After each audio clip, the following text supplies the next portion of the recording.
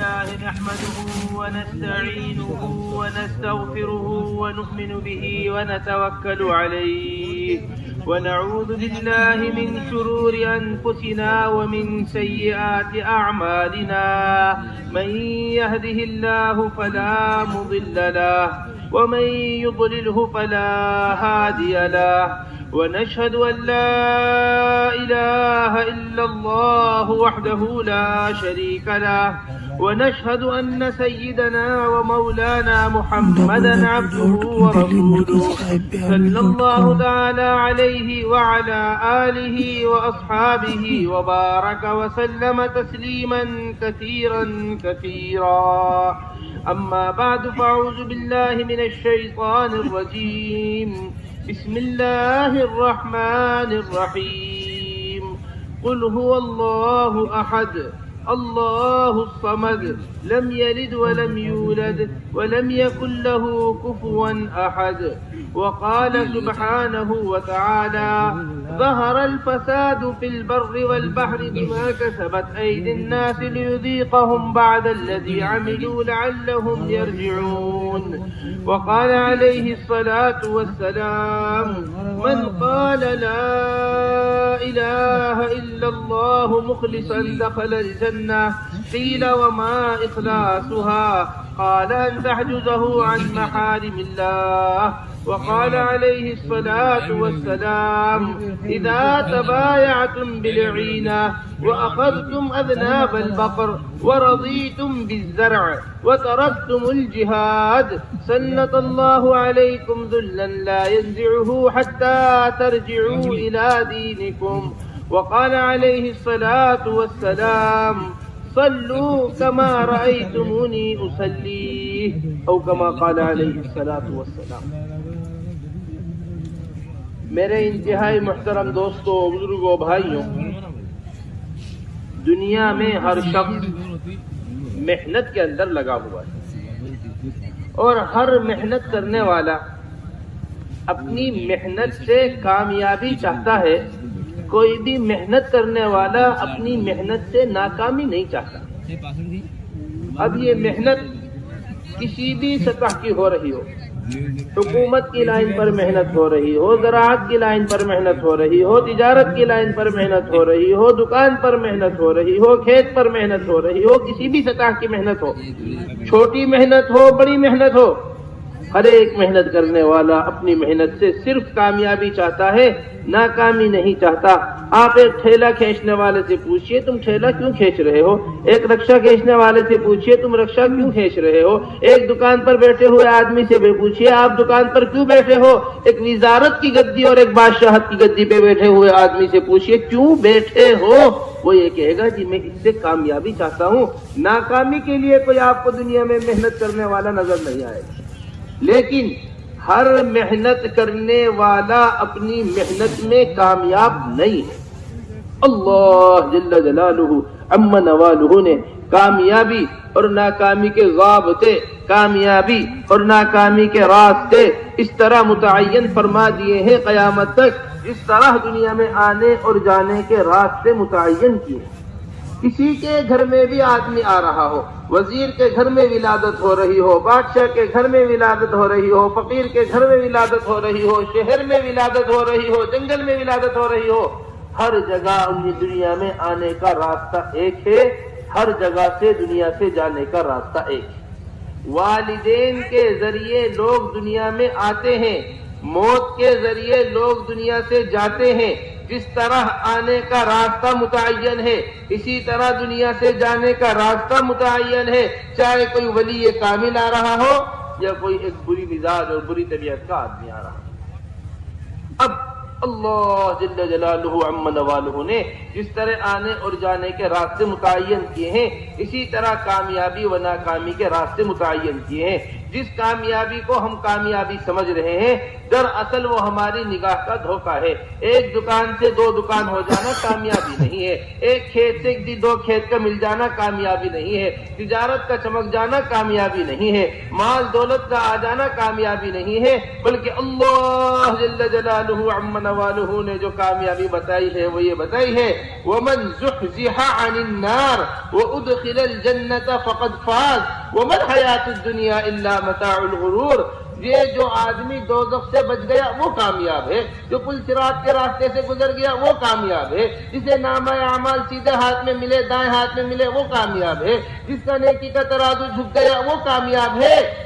جو آدمی دوزخ سے بچا ہے وہ کامیاب ہے، جو آدمی دوزخ میں گر گیا وہ ناکام اور ہلاک۔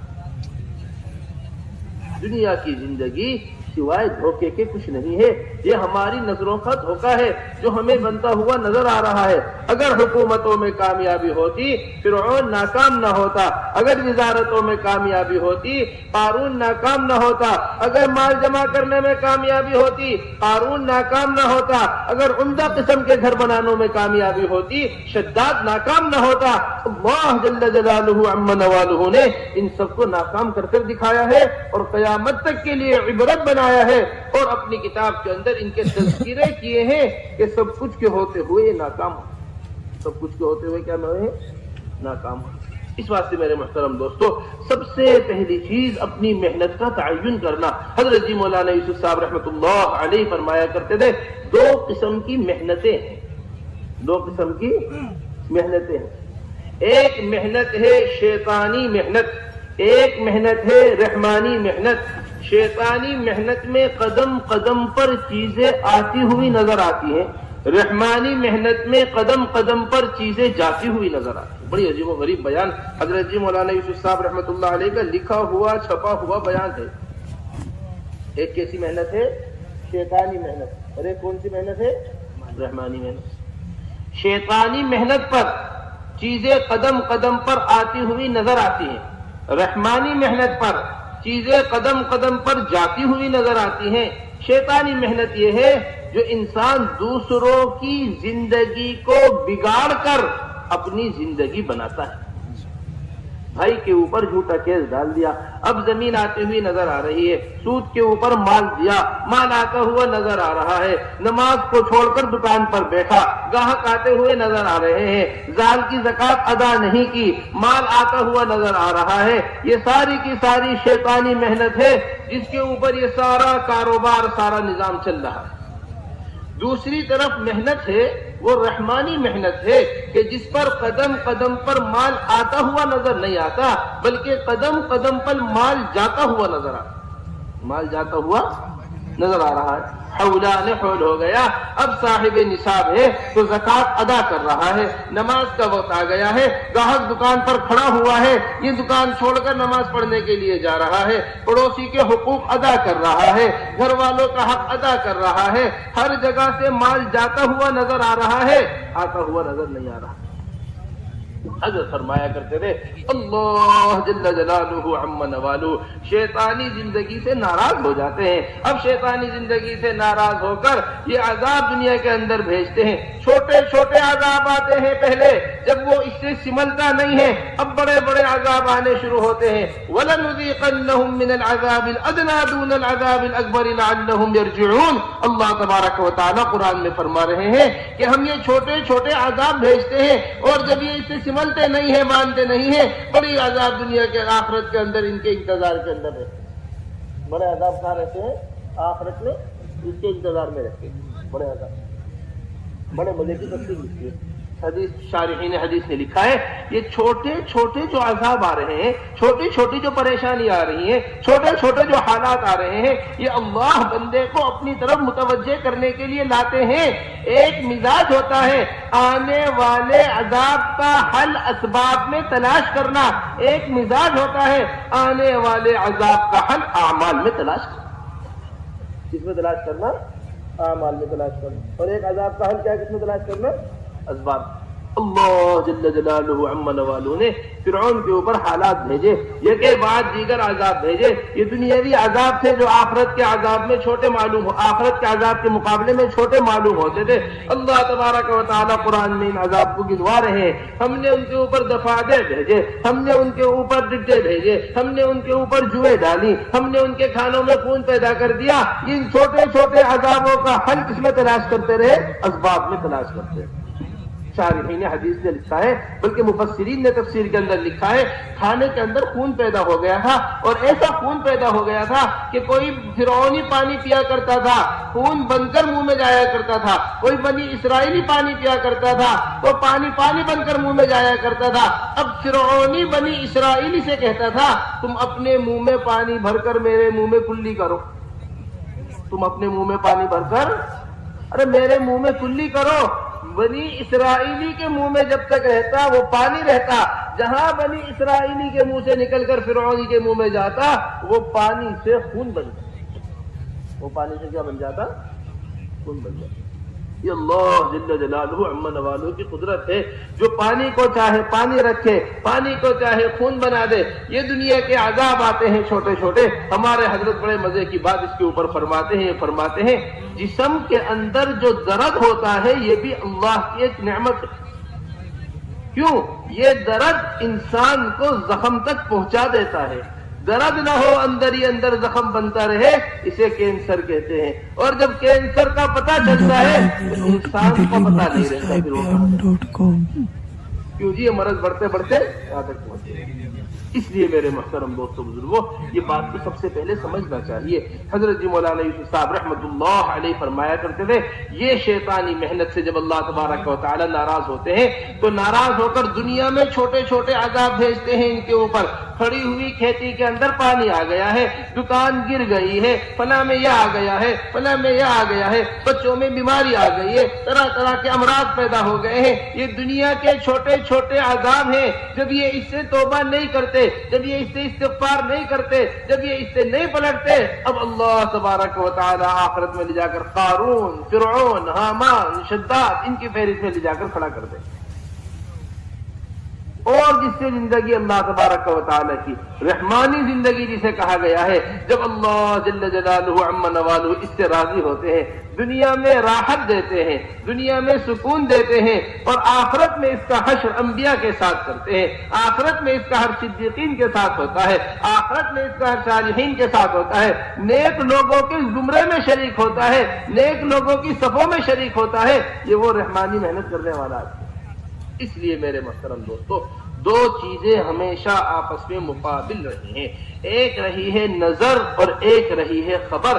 جب سے دنیا قائم ہوئی ہے ان دونوں چیزوں کا آپس میں مقابلہ چل رہا ہے۔ اہل نظر کہتے ہیں اہل خبر کچھ نہیں ہے، اور اہل خبر یہ کہتے ہیں کہ اہل نظر کچھ نہیں۔ بڑی عجیب و غریب بات حضرت جی مولانا یوسف صاحب رحمۃ اللہ علیہ اس بات کو نقل کیا کرتے تھے، اور حضرت مولانا سعید احمد خان صاحب رحمۃ اللہ علیہ اس کی تشریح کیا کرتے تھے۔ فرمایا کرتے تھے نظر کا دائرہ محدود ہے، خبر کا دائرہ لا محدود ہے۔ نظر کا دائرہ کیا ہے؟ ایک تھوڑا سا مجمع ہمیں دیکھ پا رہا ہے، پورا مجمع ہمیں دیکھ نہیں پا رہا، لیکن پورا مجمع ہمیں سن پا رہا ہے۔ یا آپ اسی میں دیکھ لیجیے اپنے سامنے۔ فرماتے تھے انسان نے بہت کم دیکھا ہے، لیکن نظر جو ہے وہ محدود ہے، اور خبر کیا ہے؟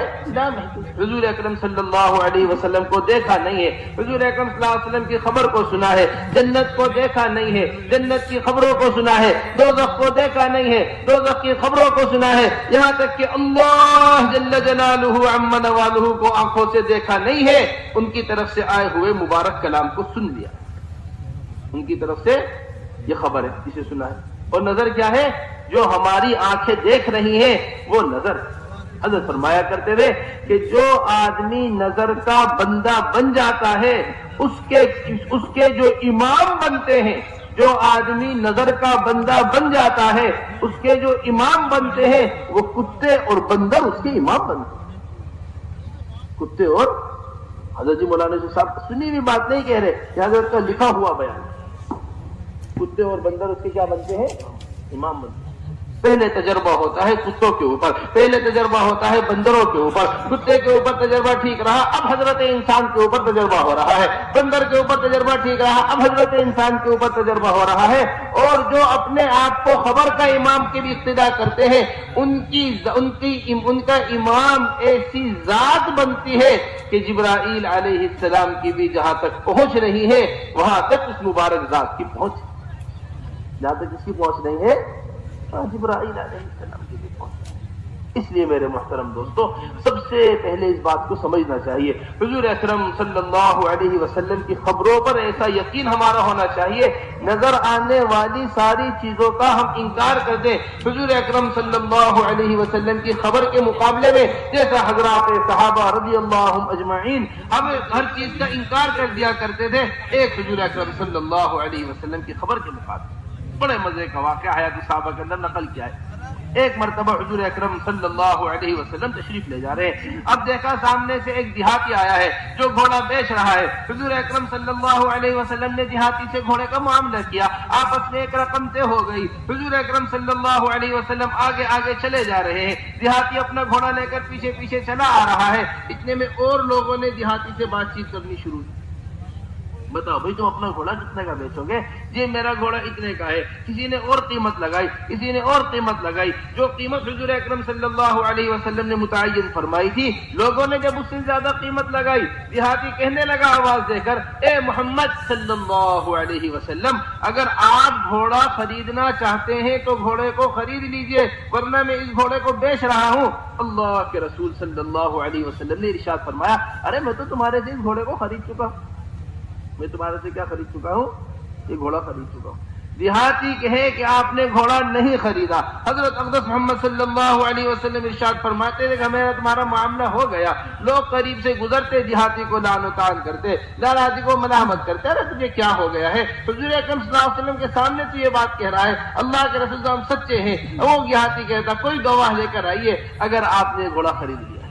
اتنے میں خزیمہ رضی اللہ تعالیٰ عنہ وہاں سے گزرے، دیکھا کہ دیہاتی کہتا ہے گواہ لائیے، اللہ کے رسول صلی اللہ علیہ وسلم فرما رہے ہیں کہ گھوڑا میں نے خرید لیا ہے۔ فوراً فرمایا یا رسول اللہ میں گواہی دیتا ہوں کہ آپ نے گھوڑا خرید لیا۔ آپ نے کیا خرید لیا ہے؟ اب حضور اکرم صلی اللہ علیہ وسلم نے فوراً حضرت خزیمہ رضی اللہ تعالیٰ عنہ کا امتحان لیا، اے خزیمہ تم نے کیسے کہہ دیا ہم نے گھوڑا خرید لیا ہے؟ تم تو یہاں موجود نہیں تھے۔ فرمایا یا رسول اللہ یہ تو ایک معمولی سا گھوڑا ہے، معمولی سا گھوڑا، آپ نے خبر دی جنت موجود ہے، ہم نے اس کے اوپر یقین کیا، آپ نے خبر دی دوزخ موجود ہے، ہم نے اس کے اوپر یقین کیا، آپ نے خبر دی مرنے کے بعد دوبارہ زندہ ہونا ہے، ہم نے اس پر یقین کیا۔ جس ذات کے بارے میں اتنی بڑی بڑی باتوں پر ہم یقین کریں کیا اس معمولی سے گھوڑے پر یقین نہ کریں؟ میرے محترم دوستو سمجھیے، یہ ہے حضور اکرم صلی اللہ علیہ وسلم کی خبر کے اوپر یقین لے کر آنا۔ ایسا خبر کے اوپر یقین ہوا کرتا تھا، اور نظر آنے والی چیزوں کا حضرات صحابہ رضی اللہ عنہم اجمعین ایسا انکار کیا کرتے تھے، کسی قسم کی کوئی گنجائش باقی نہیں رہی۔ اس بات سے حضرت جی مولانا یوسف صاحب رحمۃ اللہ علیہ فرمایا کرتے تھے، انسان جب کسی چیز کے اوپر مجاہدہ کرتا ہے اور انسان جب کسی چیز کے لیے تکلیف کو برداشت کرتا ہے تو وہ چیز کھل کر سامنے آتی ہے۔ ہماری بات سمجھنا، بہت اہم ترین بات آپ سے عرض کر رہے ہیں حضرت جی مولانا یوسف صاحب رحمۃ اللہ علیہ فرمایا کرتے تھے، مجاہدے سے مکاشفہ ہوتا ہے، مکاشفہ ہی محرک محنت ہے۔ ہمارا سارا مجاہدہ جو ہے وہ نظر آنے والی چیزوں پر ہو رہا ہے، اس واسطے جتنا مکاشفہ ہے وہ نظر آنے والی چیزوں پر مکاشفہ ہے، غیب کی چیزوں کا ہمارے اوپر انکشاف نہیں ہے۔ یہ بات بہت اہم ہے۔ حضرت فرمایا کرتے تھے، ایک آدمی زمین کے اوپر محنت کرتا ہے، تھوڑی سی محنت کے بعد پانی نکل کر سامنے آتا ہے، محنت کو اور بڑھاتا ہے تو اسی زمین سے دانہ نکل کر سامنے آتا ہے، محنت کو اور بڑھاتا ہے، اسی زمین سے سونا نکل کر سامنے آتا ہے، محنت کو اور بڑھاتا ہے، اسی زمین سے چاندی نکل کر سامنے آتا ہے۔ نئی نئی چیزیں جتنی نکل کر سامنے آ رہی ہیں وہ انسان کو اگلی محنت کے واسطے تیار کر رہی ہیں۔ انسان کو یہ عجیب و غریب بات حضرت جی، آپ دنیا کے کسی بھی شعبے کے اوپر اس کو رکھ رہے دیکھ لیجئے، آپ کو یہ چیز ملے گی۔ ڈاکٹری کے اوپر محنت کر رہا ہے، اگر دواؤں کا مکاشفہ اس کے اوپر نہ ہو تو وہ اگلی محنت کے واسطے تیار نہ ہو۔ سائنسداں سائنسدانی پر محنت کر رہے ہیں، اگر نئی نئی چیزوں کی ایجاد نہ ہو تو وہ اگلی محنت کے واسطے تیار نہ ہو۔ ایک دکاندار چھوٹی سی دکان پر محنت کر رہا ہے، اگر اسے نفع نہ دے تو وہ اگلی محنت کے واسطے تیار نہ ہو۔ مجاہدے سے مکاشفہ ہوتا ہے، مکاشفہ ہی محرک محنت ہے۔ یہ بڑا عجیب و غریب جملہ حضرت مولانا یوسف صاحب فرمایا کرتے تھے۔ جس طرح ہم نے دنیا کی ظاہری چیزوں پر محنت کر کر دنیا کی ظاہری چیزوں سے فوائد کو حاصل کیا ہے، اسی طرح حضرات صحابہ رضی اللہ اجمعین نے نہ نظر آنے والی چیزوں پر ایسی محنت کی تھی کہ وہ نہ نظر آنے والی چیزیں دنیا میں نظر آنے لگی، نہ نظر آنے والی چیزیں دنیا میں کیا آنے لگی تھی۔ حارث بن مالک رضی اللہ تعالی عنہ سو رہے ہیں، حضور اکرم صلی اللہ علیہ وسلم تشریف لائے، پیر سے حضرت حارث بن مالک کو اٹھایا، اے حارث کس حال میں صبح کر رہے ہو؟ یا رسول اللہ ایمان اصبحت مؤمنا یا رسول اللہ، ایمان کی حالت میں صبح کر رہا ہوں یا رسول اللہ۔ اے حارث ہر قول کی ایک حقیقت ہوتی ہے، تمہارے قول کی کیا حقیقت ہے؟ اب ایک طرف اپنا عمل بیان کر رہے ہیں، ایک طرف اپنا مشاہدہ بیان کر رہے ہیں، دونوں چیزیں ایک ساتھ بیان کر رہے ہیں۔ ایک طرف کیا بیان کر رہے ہیں؟ عمل بیان کر رہے ہیں۔ یا رسول اللہ ایمان کی حقیقت یہ ہے میرے پاس کہ میں نے اپنے دل کو دنیا سے پھیر لیا ہے، میں نے اپنے دل کو کس سے پھیر لیا ہے؟ دنیا سے پھیر لیا ہے۔ رات بھر جاگتا ہوں یعنی تہجد پڑھتا ہوں، دن بھر بھوکا رہتا ہوں یعنی روزے رکھتا ہوں، یہ تو میرا عمل ہے، اور اس عمل پر ملنے والے مکاشفے کا یہ عالم ہے کہ جنتیوں کو جنت میں گلے ملتے ہوئے دیکھ رہا ہوں، دوزخیوں کو دوزخ میں ایک دوسرے کے اوپر بھونکتا ہوا دیکھ رہا ہوں۔ اللہ جل جلالہ عم نوالہ کا عرش لایا جا رہا ہے، اس عرش کو آتے ہوئے میں اپنی آنکھوں سے دیکھ رہا ہوں۔ سوتے ہوا آدمی علی بن ابی طالب رضی اللہ تعالیٰ عنہ کا واقعہ حیات صحابہ میں حضرت نے نقل کیا ہے کہ جب انسان سوتا ہے تو اس کے جسم سے روح نکل جاتی ہے، آسمانوں میں چلی جاتی ہے، اور آسمانوں میں چلی جاتی ہے روح نکل کر اس کے جسم سے۔ اسی واسطے جب سوتے ہوئے آدمی کو اٹھایا جاتا ہے ہڑبڑا کر اٹھتا ہے۔ کیسے اٹھتا ہے؟ باپ بیٹے کو نہیں پہچان پاتا، بیٹا باپ کو نہیں پہچان پاتا، شوہر بیوی کو، بیوی شوہر کو نہیں پہچان پاتا، دعا پڑھتے ہیں اٹھ کر الحمدللہ الذی احیانا بعد ما اماتنا والیہ النشور۔ مرنے کے بعد دوبارہ کیا ہوئے؟ یہ حال ہے سو کر اٹھنے والے کا۔ حضرت فرمایا کرتے تھے محنت کا رخ تبدیل ہو گیا ہے۔ اب تاجر ایک تجارت کے اوپر محنت کرتا ہے، اس سے پوچھو کس حال میں صبح کی؟ میں نے تجارت کی حالت میں صبح کی۔ ڈاکٹر سے پوچھو کس حال میں صبح کی؟ میں نے ڈاکٹری کی حالت میں صبح کی۔ انجینئر سے پوچھو کس حال میں صبح کی؟ میں نے انجینئرنگ کی حالت میں صبح کی۔ کاشتکار سے پوچھو کس حال میں صبح کی؟ کاشتکاری کی حالت میں صبح کی۔ حضرت جی مولانا یوسف صاحب رحمۃ اللہ علیہ فرمایا کرتے تھے جب تک دینی نسبتیں دنیاوی نسبتوں پر غالب تھیں مسلمان دنیا پر غالب تھا، جب سے دنیاوی نسبتیں دینی نسبتوں کے اوپر غالب ہوئی ہیں مسلمان دنیا میں مغلوب ہو گئے۔ وہاں تعارف اس کا نہیں تھا، تعارف ہوا کرتا تھا ایمان سے، تعارف ہوا کرتا تھا انصار سے، تعارف ہوا کرتا تھا مہاجرین سے۔ آج کے زمانے کا تعارف بن کر رہ گیا ہے، یہ ڈاکٹر ہیں، یہ پروفیسر ہیں، یہ انجینئر ہیں، یہ تاجر ہیں، یہ کاشتکار ہیں، یہ وزیر ہیں، یہ مالدار ہیں، یہ غریب ہیں۔ تعارف ہی بدل کر رہ گیا ہے مسلمان کا۔ اسلام سے اب تعارف نہیں، اسلام کی محنت سے اب تعارف ہے۔ اسلام سے تعارف رہا اسلامی محنت سے تعارف کس کا ہو کر رہ گیا ہے؟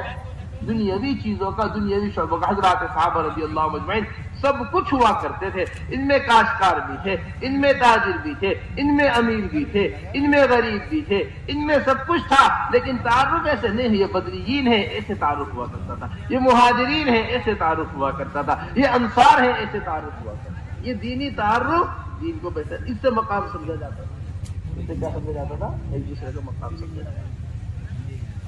بس میرے محترم دوستوں بزرگوں، ایسی محنت ہماری ہونی چاہیے کہ نظر آنے والی تمام تر چیزوں کی چھوٹا ہونا ہمارے دلوں کے اندر بیٹھ جائے، چاہے کتنی بھی بڑی شکل نظر آ رہی ہو۔ حضرت فرمایا کرتے تھے ایک ہے خالق، ایک ہے مخلوق۔ خالق باعتبار خالق ہونے کے ہر آن قادر ہے، مخلوق باعتبار مخلوق ہونے کے کسی بھی حال میں ہو ہر آن خالق کے سامنے عاجز ہے، مجبور ہے، ہر آن خالق کی محتاج ہے۔ یہ چھوٹائی بڑائی جو ہمیں نظر آتی ہے. کوہ ہمالیہ بہت بڑا ہے، اس کے معاملے میں، اس کے مقابلے میں ایک ذرہ بہت چھوٹا ہے. جبرائیل علیہ السلام بہت بڑے ہیں، ان کے مقابلے میں ایک مچھر بہت چھوٹا ہے. یہ چھوٹائی بڑائی باعتبار مخلوق کے ہے. حضرت جی مولانا صاحب کی بات ہو، بڑی اچھی بات ہے. یہ چھوٹائی بڑائی کس اعتبار سے ہے؟ باعتبار مخلوق کے چھوٹائی بڑائی ہے. جب یہ چھوٹائی بڑائی خالق کے مقابلے میں آتی ہے تو سب کے سب چھوٹے ہی ہوتے ہیں. بڑا خوش لگے، بڑا خدا کی قسم، جو اللہ جل جلالہ عم نوالہ کا ایک حکم ذرے کے اڑانے کے لیے ہے، وہی حکم کوہ ہمالیہ کے اڑانے کے لیے ہے. اللہ جل جلالہ کا جتنا محتاج ایک مچھر ہے، اللہ جل جلالہ عم نوالہ کا اتنا ہی محتاج جبرائیل علیہ السلام. یہ نہیں کہا جائے گا کہ مچھر چھوٹا ہے یہ زیادہ محتاج ہے، جبرائیل علیہ السلام بڑے ہیں یہ کم محتاج ہے. نہیں، اللہ جل جلالہ عم نوالہ کا جو ایک حکم پتے کے گرنے کے لیے ہے آسمان سے، جو اللہ جل جلالہ کا ایک حکم پتے کے گرنے کے لیے ہے آسمان سے، وہی اللہ جل جلالہ عم نوالہ کا ایک حکم اسرافیل کے سور کو پھونکنے کے لیے. پوری دنیا کو آسمان کو زمین پر گرانے کے لیے بھی اللہ کا وہی حکم ہے جو ایک پتے کے لیے حکم آ رہا ہے زمین سے گرنے. اذا اراد شیئا ان یقول له کن فیکون، جب کسی چیز کا ارادہ فرماتے ہیں، کہتے ہیں ہو جا، وہ چیز ہو جاتی ہے. اس واسطے حضرت جی مولانا یوسف صاحب رحمت اللہ علیہ فرمایا کرتے تھے، بڑی پیاری بات ہے، فرمایا کرتے تھے انسان کا، مخلوق کا کسی چیز کو چاہنا یہ طلب وجود ہے. مخلوق کا کسی چیز کو چاہنا کیا ہے؟ طلب وجود. چاہے وہ کوئی بھی چاہ رہا ہو، چاہے وہ سلیمان علیہ السلام ساری دنیا کی بادشاہت کے ساتھ چاہ رہے ہو، چاہے وہ حضرت اقدس محمد صلی اللہ علیہ وسلم چاہ رہے ہو، چاہے وہ کوئی امیر چاہ رہا ہو، چاہے وہ کوئی غریب چاہ رہا ہو، چاہے وہ کوئی بادشاہ چاہ رہا ہو، چاہے وہ کوئی فقیر چاہ رہا ہو، کوئی بھی چاہے، مخلوق کا چاہنا طلب وجود ہے. اللہ جل جلالہ عم نوالہ کا چاہ لینا ہی وجود ہے. اللہ کا چاہ لینا کیا ہے؟ ہاں، اللہ کا چاہ لینا وہ فعال لما یرید ہے، جیسا دل چاہے کرے. اس لیے میرے محترم دوستو، سب سے پہلا کام یہ ہے کہ اللہ جل جلالہ عم نوالہ کی بڑائی کو مخلوق کے مقابلے میں بولا کرو.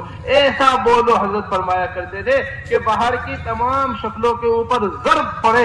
جتنا حضرت فرمایا کرتے تھے کہ جتنا اللہ کا غیر بنا ہوا ہے، سب سے پہلے اس کا چھوٹا ہونا دل کے اندر سے نکالنا ہوگا. جب اس کا چھوٹا ہونا دل کے اندر سے نکلے گا، پھر اس سے نہ ہونے کا یقین دل کے اندر سے نکلے گا.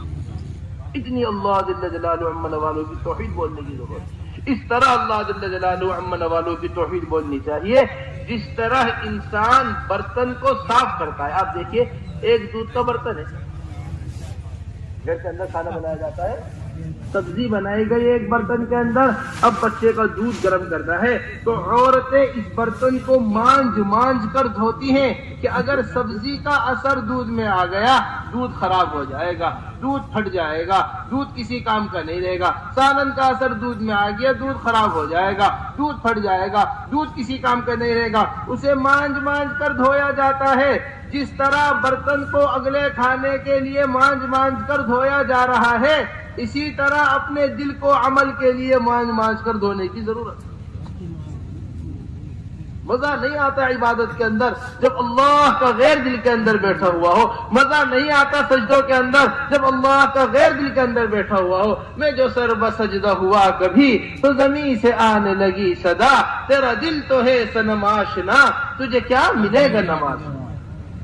جب دل اللہ کے غیر سے جڑا ہوا ہوتا ہے، جب دل اللہ کے غیر سے متاثر ہوتا ہے، اب نمازوں کے اندر مزہ نہیں آتا، نمازوں کے اندر کیفیت نہیں بن پاتی، دعاؤں کے اندر مزہ نہیں آتا. کیوں؟ اللہ کا غیر دل کے اندر چھپا ہوا ہے. اس بات سے ہمارا حضرت فرماتے ہیں ہمارے دل کی سلوٹوں میں اللہ کا غیر چھپا ہوا ہے. ہمارے دل کی سلوٹوں میں اچھے حالات چلتے رہتے ہیں، ہم اللہ کو یاد رکھتے ہیں. برے حالات آتے ہیں، ہم اللہ کو بھول جاتے ہیں. برے حالات چلتے رہتے ہیں، ہم اللہ کو یاد رکھتے ہیں. اچھے حالات آتے ہیں، ہم اللہ کو بھول جاتے ہیں. نہ میرے محترم دوستو، ہر حال میں اللہ کو یاد رکھنا، ہر وقت کی ضرورت پوری کرنے والی ذات تنہا اللہ. الحمدللہ رب العالمین ہر نماز کے اندر ہی ہم پڑھتے ہیں۔ حضرت فرمایا کرتے تھے اگر ہم نے ابھی تک لفظ رب پر غور نہیں کیا ہے، نہ جانے ہم نے اللہ کے علاوہ کن کن شکلوں کو اپنا رب بنایا ہوا ہے۔ تفسیر مظہری کے اندر لکھا ہے کہ رب کہتے ہیں جو ہر وقت کی ضرورت کو پورا کرتا ہے۔ ہر وقت کی ضرورت کو کیا کرتا ہے؟ تفسیر مظہری کا کل کیا ہے؟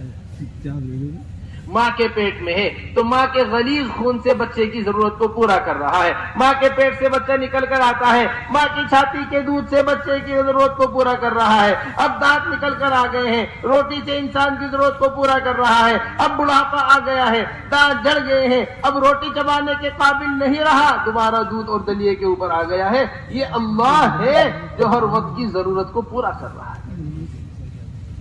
اس واسطے اس رب کا ہونا دل میں بٹھایا جائے۔ نہ جانے ہم نے کن کن چیزوں کو رب بنایا ہوا ہے۔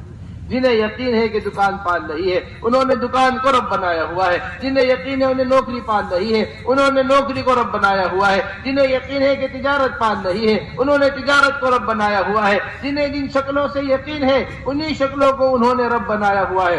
اور جب یہ قبر کے اندر جائے گا اس سے پوچھا جائے گا کہ کون ہے تمہارا رب، من رب کا، تو جن جن شکلوں کو دنیا میں رب سمجھا ہوا تھا وہ شکلیں نظر نہیں آئیں گی۔ یہ کہے گا ہاں ہاں لا ادری، میں نہیں جانتا میرا رب کون ہے، میں نہیں جانتا میرا رب کون ہے۔ حضرت کو بیان مولانا صاحب علیہ یہاں دکان نظر نہیں آئے گی، یہاں کھیت نظر نہیں آئے گا، یہاں کاروبار نظر نہیں آئے گا، یہاں تجارت نظر نہیں آئے گی۔ یہ کہے گا ہاں ہاں لا ادری، میں نہیں جانتا میرا رب کون ہے۔ دنیا میں فنا فنا چیز مجھے پال رہی تھی، یہاں مجھے کوئی شکل پالنے والی نظر نہیں آ رہی۔ اس بات بڑی عجیب و غریب بات فرمایا کرتے تین قسم کے لوگ ہیں جو اللہ سے براہ راست فائدہ حاصل نہیں کر پاتے، جبکہ تینوں قسم یہ کہتی ہے کرنے والی ذات اللہ ہے۔ www.delhimarkazlivebeyan.com فرمایا کرتے تھے ایک قسم وہ ہے جو یہ کہتی ہے کرنے والی ذات اللہ کی ہے، لیکن اللہ جل جلالہ عما نوالہ سے براہ راست فائدہ حاصل نہیں کر پاتی۔ اس کی بڑی بنیادی وجہ یہ ہے کہ اس نے اپنے اور اللہ کے درمیان شکلوں کو رکھا ہوا ہے۔ مکے والوں نے ایسی شکلیں بنائی ہوئی، یہ فاقے کی شکل کو دور کرے گی، یہ شکل فاقے کو دور کرے گی، یہ شکل بیماری کو دور کرے گی، یہ شکل قحط کو دور کرے گی، یہ شکل مال کے آنے کا ہے، یہ شکل صحت کے آنے کی ہے، یہ شکل فنا کی ہے۔ کعبے سے اتنی شکلیں بھری ہوئی تھی، ان ساری شکلوں سے کعبہ بھرا ہوا، ان ساری شکلوں سے۔ اب جس قسم کی پریشانی آتی اسی شکل کے سامنے جا کر گر جاتے، کرے گا اوپر والا ہی، لیکن کرنے میں کس کا ہے؟ نعوذ باللہ ثم نعوذ باللہ، ان شکل کا محتاج ہے۔ ان شکل کیا ہے؟ فرمایا کرتے تھے یہ ایک قسم ہے جو براہ راست اللہ سے فائدہ حاصل نہیں کر پاتی۔ نمبر دوسری قسم وہ ہے جو یہ کہتے ہیں کرنے والی ذات تو اللہ ہی کی ہے، لیکن اللہ جو دیں گے وہ میری اس دکان کے ذریعے دیں گے۔ میری کس کے ذریعے دیں گے؟ یہ عمومی سے بڑی قیمتی بات فرمایا کرتے تھے دینے والی ذات دونوں صورتوں میں اللہ ہی کی ہے۔ جو آدمی شکل کو سامنے رکھ کر مانگتا ہے اسے بھی اللہ دیتے ہیں، جو آدمی اللہ کی ذات عالی کو سامنے رکھ کر مانگتا ہے اسے بھی اللہ تبارک و تعالی دیتے ہیں۔ بس فرق اتنا ہے کہ جو شکل کو سامنے رکھ کر مانگتا ہے اسے باعتبار شکل کے دیتے ہیں، اور جو اللہ کی ذات عالی کو سامنے رکھ کر مانگتا ہے اسے اپنی ذات کے اعتبار سے دیتے ہیں۔ شکل کوئی بھی ہو وہ محدود ہے، اللہ کی ذات عالی لامحدود ہے۔ شکل جو بھی ہو، کسی بھی شکل کو آپ دیکھ لیجئے وہ محدود ملے گی آپ کو۔ جنت دیکھ لیے، دوزخ دیکھ لیے، دنیا دیکھ لیے، سب کچھ آپ کو محدود ملے گا، وہ اللہ تعالیٰ کی ذات عالی۔ تو اللہ تعالیٰ اپنی ذات کے اعتبار سے دیتے ہیں۔ بس میرے محترم دوستوں بزرگوں، تیسری قسم فرمایا کرتے تھے وہ ہے جو یہ کہتی ہے کریں گے اللہ تعالیٰ ہی، لیکن میرے اعمال پر نہیں کریں گے، دوسروں کے عمل پر کریں گے۔ حضرت فرمایا کرتے تھے کہ اگر ایک گاڑی کی لائٹ خراب ہے تو وہ خراب لائٹ والی گاڑی کب تک کسی دوسری لائٹ کے پیچھے چلے گی؟ چل نہیں سکتی۔ جہاں ان کے راستے الگ الگ ہوں گے وہیں جا کر یہ گاڑی رک جائے گی، وہیں اس کا سفر کیا ہو جائے گا؟ ختم ہو جائے گا۔ وہ اعمال اللہ جل جلالہ عم نوالہ نے براہ راست دیے ہیں جن کے اوپر کامیابیاں ملتی ہیں. وہ اعمال اللہ تبارک و تعالی نے براہ راست دیے ہیں جن کے اوپر ترقیاں ملتی ہیں. وہ اعمال اللہ تبارک و تعالی نے براہ راست دیے ہیں جن کے اوپر فلاح ہوتی ہے. وہ اعمال اللہ تبارک و تعالی نے دیے. اس واسطے حضرت فرمایا کرتے تھے مسلمان کبھی بھی اسباب سے نہ چمکا ہے نہ قیامت تک چمکے گا، بلکہ اللہ جل جلالہ عم نوالہ نے جو کامیابی کے ضابطے دیے ہیں، اللہ جل جلالہ عم نوالہ نے جو کامیابی کے راستے بتائے ہیں، اللہ جل جلالہ عم نوالہ نے جو کامیابی کے طریقے بتائے ہیں، قیامت تک کی کامیابی اس کے اوپر ہے. مال دولت کے اوپر مسلمان کی کامیابی نہیں. یہ کامیابی والے راستے ہیں جو یوسف علیہ السلام اختیار کر رہے ہیں. یہ کامیابی کے راستے ہیں تو حضرت محمد صلی اللہ علیہ وسلم اختیار کر رہے ہیں. پورا اپنا واقعہ بیان کرتے ہیں یوسف علیہ السلام. حضرت فرماتے تھے جب انسان کا، بڑی عجیب و غریب بات ہے، بڑی قیمتی بات ہے مولانا، یہ فرمایا کرتے تھے جب انسان کامیابی والے راستے کے اوپر قدم اٹھاتا ہے تو جہاں سے تخریب نظر آتی ہے اللہ جل جلالہ عم نوالہ وہاں سے تعمیر لا کر دکھاتے ہیں. جہاں سے کیا نظر آتی ہے؟ تخریب نظر آتی ہے. وہاں سے اللہ کیا لا کر دکھاتے ہیں؟ تعمیر لا کر دکھاتے ہیں. دکھایا یوسف علیہ السلام کا واقعہ دیکھیں، جہاں والدین کے درمیان ہے، سارا نظام صحیح چل رہا ہے، وہاں سے بھائیوں نے لے جا کر کنویں کے اندر ڈال دیا ہے. اب کنویں میں تقریب ہی تقریب نظر آ رہی ہے. یہاں سے اللہ تبارک و تعالی نے نکال کر قافلے والوں کے حوالے کیا ہے، قافلے والوں نے لے جا کر مصر کے بازار میں بیچ دیا ہے. یہاں یوسف علیہ السلام مصر کے بازار میں بک رہے ہیں. بادشاہ کے گھر میں مصر کے بازار سے پہنچ گئے ہیں. اب بادشاہ کے گھر کے اندر تعمیر ہی تعمیر نظر آ رہی ہے. یہاں اللہ تبارک و تعالی کے لیے تقوی اختیار کیا ہے، پرہیزگاری اختیار کی ہے. اب یہاں سے نکال کر جیل کے اندر ڈال دیے گئے. حضرت فرمایا کرتے تھے کہ اس زمانے میں تو بادشاہ بن کر لوگ جیلوں میں جاتے ہیں، وزیر بن کر لوگ جیلوں میں جاتے ہیں اپنی بدعہدیہ، اپنی برائی، برے عمل کی وجہ سے. یوسف علیہ السلام جیل سے نکال کر بادشاہ بنائے جا رہے ہیں. جیل سے نکال کر کیا بنائے جا رہے ہیں؟ یہ زندگی، یہ ہے تقویٰ، یہ ہے تعمیر. اور پورا واقعہ اپنا بیان کرتے ہیں. صرف دو چیزیں بنیاد بنائی گئی ہیں، دو چیزیں، ایک تقویٰ ہے، ایک صبر ہے. بھائیوں کے مقابلے میں صبر اختیار کیا ہے اور زلیخا کے مقابلے میں تقویٰ اختیار کیا ہے. اپنے پورے واقعے کا جو خلاصہ بیان کر رہے ہیں وہ یہ بیان کر رہے ہیں انہ من یتقی ویصبر فان اللہ لا یضیع اجر المحسنین. انہ من یتقی ویصبر فإن اللہ لا یضیع اجر المحسنین. ایک تقویٰ ہے، ایک صبر. اس لیے میرے محترم دوستو یہ کامیابی کے راستے ہیں کہ ہمارے اندر تقویٰ ہونا چاہیے، ہمارے اندر اللہ کا ڈر ہونا چاہیے، ہمارے معاملات درست ہونے چاہیے، ہمارا رہن سہن درست ہونا چاہیے. جتنا اللہ کا ڈر ہوتا ہے اتنا انسان کی زندگی صحیح راستے کے اوپر آتی ہے. جتنا اللہ کا خوف ہوتا ہے اتنا انسان کی زندگی صحیح راستے پر آتی ہے. متقی پرہیزگار ہونا. تقویٰ کہتے ہیں اللہ جل جلالہ عم نوالہ سے تنہائیوں میں ڈرنے کو تقویٰ کہتے ہیں. ایک آدمی گردن جھکا کر چل رہا، بالکل زمین کے اندر جھکا چلا جا رہا ہے. سامنے سے عمر ابن خطاب رضی اللہ تعالیٰ عنہ چلتے ہوئے نظر آئے. تشریف لا کر اس کے سینے پر ایک گھوسا مارا اور فرمایا یہ جھک کے چلنے کو، لیٹ کے چلنے کو تقویٰ نہیں کہتے. تقویٰ ہاں ہونا، تقویٰ جو ہوتا ہے وہ تو یہاں دل کے اندر ہوتا ہے. تقویٰ کہاں ہوتا ہے؟ دل میں. ایسے تقوی والے کامیاب ہوا کرتے ہیں. ایسے تقوی والے لوگ ہیں جن کا ڈر ہر وقت اللہ کے سامنے رہا، جن کو ہر وقت اللہ سے ڈر رہتا تھا. امام الزہاد ہے ابو ذر الغفاری رضی اللہ تعالی. امام الزہاد زاہدوں کے امام، زاہدوں کے کیا ہے؟ امام ابو ذر الغفاری رضی اللہ تعالی. حضور اکرم صلی اللہ علیہ وسلم کیا ایسا بڑا مقام یہ مذہب اتنا اختیار کیا تھا کیم من النار و کیان من النار، کہ جو ایک ضرورت سے زیادہ اگر ایک درہم ہے، ضرورت سے زیادہ اگر ایک درہم ہے تو جسم کے اوپر گرم کر کر لگایا جائے گا. ضرورت سے زیادہ اگر 2 درہم ہے تو جسم کے اوپر گرم کر کر لگائے جائیں گے. یہ ابو ذر الغفاری رضی اللہ تعالیٰ عنہ کا مذہب ہے. اس مذہب کی وجہ سے نکال دیا گیا تھا مکے سے. یہ صبر اور یہ تقویٰ ہے، 2 چیزیں. اللہ کے رسول صلی اللہ علیہ وسلم نے پوچھا، اے ابو ذر تمہیں مدینہ والے نکالیں گے، کہاں جاؤ گے؟ یا رسول اللہ میں ملک شام چلا جاؤں گا۔ اے ابو ذر تمہیں ملک شام والے نکالیں گے، کہاں جاؤ گے؟ یا رسول اللہ میں مدینہ منورہ واپس آ جاؤں گا۔ فرمایا اے ابو ذر تمہیں مدینہ والے پھر نکالیں گے، پھر کیا کرو گے؟ یا رسول اللہ تلوار لے کر میں ان کا مقابلہ کروں گا۔ اے ابو ذر صبر کرتے رہنا یہاں تک کہ حوض کوثر پر آ کر مجھ سے مل جائے۔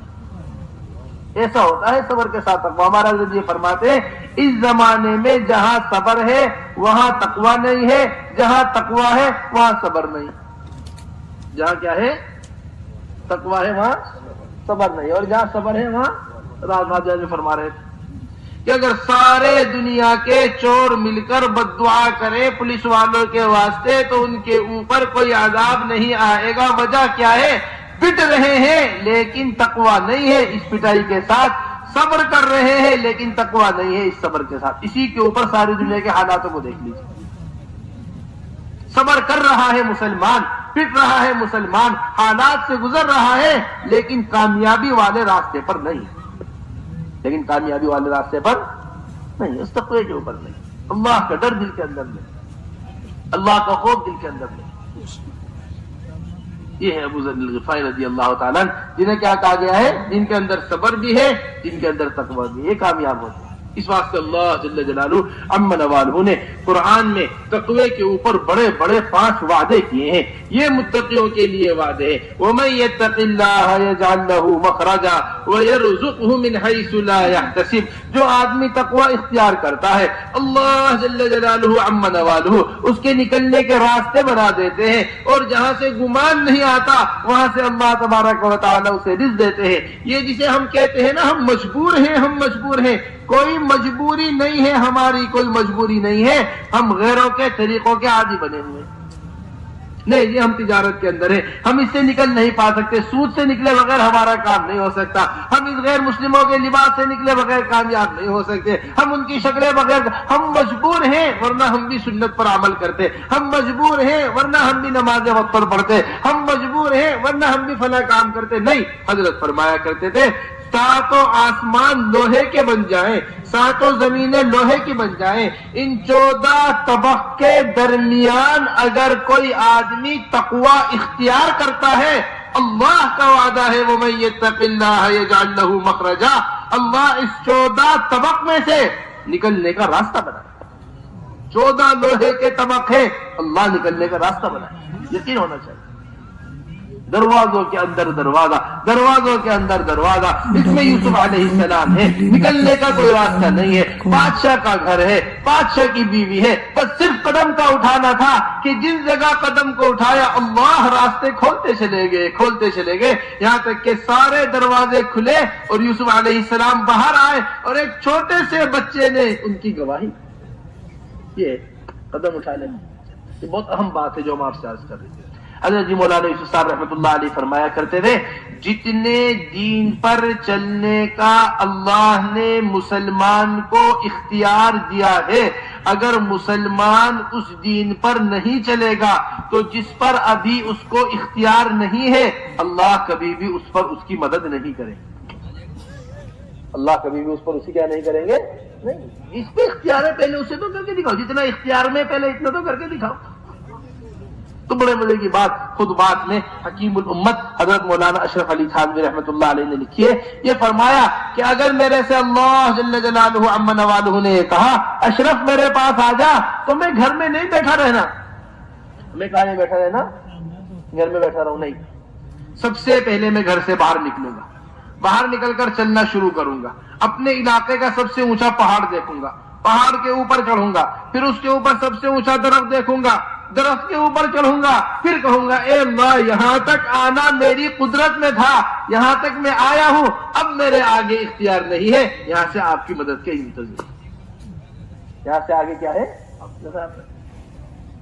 یہ ہمارے مشائخ کا عمل تھا باقاعدگی کے ساتھ۔ سمجھ حضرت مولانا حسین احمد مدنی رحمت اللہ علیہ کے بارے میں آیا تھا، جیل میں ہوتے تھے، جمعہ کا دن آتا، جمعہ کے دن تیار ہوتے، غسل فرماتے، کپڑے بدلتے، امامہ ومامہ باندھتے، تیاری کرتے، پوری طرح تیار ہو کر لاٹھی اٹھاتے، اپنی لاٹھی اٹھا کر چلتے ایسے جیسے جمعہ کا خطبہ دینے جا رہے ہو، جیسے جمعہ کی نماز پڑھانے جا رہے ہو۔ جیل کے دروازے تک آ کر رک جاتے، اے اللہ یہاں تک تیار ہو کر آنا میرے بس میں تھا، جس دن آپ دروازہ کھولیں گے جا کر نماز جمعہ بھی پڑھ لیں گے۔ ہم بیٹھے سوچتے ہی رہے نہیں جی ایسے ہوگا اگر یہ ہو جاتا تو یہ سمجھتے۔ اس واسطے میرے محترم دوستو، راستوں کو کھلوانے کے واسطے قدموں کو اٹھانا پڑتا ہے۔ آدمی بیٹھا ہی رہے کچھ نہیں ہوتا۔ یہ بنیادی چیز ہے کہ جو آدمی اللہ کے واسطے تقوی اختیار کرتا ہے، اللہ جل جلالہ عم نوالہ اس کے لیے راستوں کو کھول دیتے ہیں۔ بڑا زبردست شان نزول اس آیت پہ نقل کیا گیا ہے۔ عوف ابن مالک الاشجعی رضی اللہ تعالی عنہ، انہیں دشمنوں نے گرفتار کر لیا۔ دشمنوں نے گرفتار کر تانت کے لوہے کی رسی جو ہوتی ہے نا، تانت کی رسی، اس سے باندھ دیا ہے۔ نکلنے کا کوئی راستہ نہیں۔ ان کے والدین مایوس ہو گئے بالکل، کیا وہ ہمارا بیٹا عوف واپس نہیں آئے گا؟ لیکن تقوی کا عالم یہ ہے، اعمال کا عالم یہ ہے کہ ان کے والد روزانہ اذان نماز کے وقت اپنی چھت پہ اپنے گھر سے آواز دے دے، اے عوف نماز کا وقت ہو گیا ہے، نماز پڑھ لے۔ وہ دشمنوں کی قید میں ہے بیٹا، یہاں سے باپ کہہ رہے نماز کا وقت ہو گیا ہے، نماز پڑھ لے۔ اللہ تعالیٰ ان کی بات آواز ان تک پہنچا دیا کرتے ہیں۔ یہ ان طاقتوں میں بندھے ہوئے ہیں اور نماز ادا کر رہے ہیں، اس میں بندے ہوئے ہیں اور کیا ادا کر رہے ہیں؟ نماز۔ ایک دن حضور اکرم صلی اللہ علیہ وسلم کے پاس بڑے غمزدہ بیٹھے ہوئے تھے، کس بات کا غم ہے؟ جی میرا بیٹا عوف، اب پتہ نہیں میں اسے دیکھ پاؤں گا یا نہیں دیکھ پاؤں گا۔ فرمایا اے مالک تم عوف سے کہو کہ تمہیں لا حول ولا قوت الا باللہ العلی العظیم یہ کثرت کے ساتھ پڑھا کرے۔ انہوں نے کہا لا حول ولا قوت الا باللہ العظیم ہے میرے بیٹے، کثرت کے ساتھ پڑھا کرو۔ انہوں نے پڑھنا شروع کر دیا۔ تو جس تانت سے بندھے ہوئے تھے وہ تانت چھوٹے چھوٹے ٹکڑے ہو کر گر گئی جسم سے ٹوٹ کر خود بخود۔ اب اٹھ کر باہر نکلے، دیکھا تو پورا میدان دشمنوں کے اونٹ سے بھرا ہوا ہے، پورا میدان کے اندر دشمنوں کے اونٹ موجود ہے اور جیلر کی اونٹنی بھی وہیں بیٹھی ہوئی ہے۔ باہر نکل کر جیلر کی اونٹنی کے اوپر بیٹھے، سارے اونٹوں کو آواز لگائی، سارے اونٹ پیچھے پیچھے چلنے شروع ہو گئے۔ آگے آگے عوف ابن مالک چلے جا رہے ہیں، پیچھے پیچھے سارے اونٹ چلے آ رہے ہیں۔ یہ عوف ابن مالک اپنے گھر پر پہنچے، گھر جا کر آواز دی اپنے ابا کو، بیوی کہنے لگی، والد صاحب کہنے لگے ارے دیکھو مجھے ایسا لگ رہا ہے جیسا عوف کی آواز ہو۔ ماں کہنے لگے ارے کہاں سے عوف، تمہیں بھی کیسے کیسے توہمات، کیسے کیسے وہم تمہیں بھی ہونے لگے ہیں، کہاں آئیں گے عوف اب نکل کر، کیسے آئیں گے عوف اب نکل کر؟ دروازہ کھول کر دیکھا تو عوف ابن مالک کھڑے ہوئے اور پورا میدان دور تک اونٹوں سے بھرا۔ میرے محترم یہ اس آیت کا نزول آ کر پورا واقعہ حضور اکرم صلی اللہ علیہ وسلم کو سنایا۔ اللہ کے رسول صاحب نے یہ آیت پڑھ کر سنائی، وَمَن يَتَّقِ اللَّهَ يَجْعَل لَّهُ مَخْرَجًا وَيَرْزُقْهُ مِنْ حَيْثُ لَا يَحْتَسِبُ۔ جہاں سے گمان نہیں جاتا وہاں سے اللہ رزق کا انتظام کرتے ہیں۔ بڑے مزے کی بات حضرت نے اس کے اوپر لکھی ہے کہ جہاں سے گمان نہ جائے، حیات الصحابہ میں لکھا ہے وہاں سے رزق کا انتظام کرتے ہیں۔ حضرت زباعہ بنت زبیر، یہ حضرت زبیر یہ حضرت مقداد رضی اللہ تعالیٰ عنہ کی بیوی ہے، یہ فرماتی ہے واقعہ کہ میرے شوہر مقداد بھاری جسم کے آدمی تھے، ایک اور ہماری حالت یہ ہو گئی تھی کہ ہمیں کئی دن ہو جایا کرتے تھے اجابت کیے ہوئے، کئی دن ہو جایا کرتے تھے استنجا خانے میں گئے ہوئے، کیونکہ کھانے کے واسطے ہی کچھ نہیں ہوتا تھا۔ جب کھانے کے واسطے کچھ نہیں ہوتا تو پھر پیخانہ کیا ہو، یہاں تک کہ بکریوں کی مینگنی کی طرح ہمیں اجابت ہوا کرتی۔ کون فرماتے ہیں؟ زباعہ بنت زبیر یہ فرماتی ہے کہ میرے شوہر حضرت مقداد رضی اللہ تعالیٰ ایک مرتبہ پیشاب کرنے کے لیے، استنجا کرنے کے لیے بیٹھے۔ اب استنجا کرنے کے لیے بیٹھے، اتنے میں ایک بڑا سارا چوہا آیا نکل کر اور ایک بل میں سے ایک اشرفی نکال کر لے کر آیا، پھر دوسری اشرفی نکال کر لے کر آیا، پھر تیسری، ہر دفعہ اشرفی نکال کر لا کر میرے شوہر کے سامنے رکھ دیتا، پھر جاتا بل کے اندر، پھر اشرفی نکال کر لے کر آ کر میرے شوہر کے سامنے رکھ دیتا، پھر جاتا بل کے اندر سے، پھر اشرفی نکال کر لے کر میرے شوہر کے سامنے رکھ دیتا۔ 17 اشرفیاں نکال کر لے کر آ کر میرے شوہر کے سامنے رکھی اور آخر میں تھیلی بھی لا کر رکھ دی۔ صاحب ان کے سامنے حضرت مقداد رضی اللہ عنہ اب یہ 17 اشرفیاں اٹھائی، تھیلی اٹھائی، لے کر سیدھے حضور اکرم صلی اللہ علیہ وسلم کے پاس پہنچے. یہ تھا تقویٰ، یہ ہے تقویٰ. یہ نہیں کہ ایک اشرفی نکلی ہے اب اس کے اندر فوراً دیکھے پوچھا اللہ کے رسول نے، اے مقداد کیا تم نے اس سوراخ کے اندر ہاتھ تو نہیں ڈالا تھا؟ نہیں یا رسول اللہ میں نے اس سوراخ کے اندر ہاتھ نہیں ڈالا، چوہا نکال کر لے کر آتا رہا، میرے سامنے رکھتا رہا، یہ 17 اشرفیاں لے کر آیا تھا، میں وہ لے کر آپ کی خدمت میں حاضر ہو گیا. ہمیں پتہ چل جائے کہ یہاں سے اشرفی نکلی، ارے پتہ ہلکا سا وہم ہو جائے پوری زمین کھود ڈالیں گے، پورا گھر کھود ڈالیں گے.